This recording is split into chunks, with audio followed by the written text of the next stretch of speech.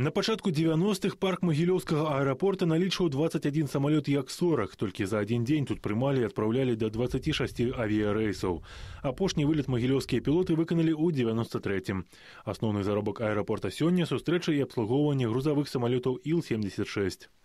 Могилев сам расположен географически выгодно для компаний, особенно которые летят с Европы, идут на Азию. Вот, поэтому они и в основном выбирают аэропорты республики, где им выгодно по трассе. Магілёўскі аэрапорт першы сярод абласных па колькасці самалётаў вылетаў і абслугоўвання. Толькі ў гэтым годзе тут было зароблена практычна 8 мільярдаў беларускіх рублёў. У якасці прыклада, абслугоўванне вось гэтага Ил-76 абыдзецца расійскай авіякампаніі практычна ў $14 000 США.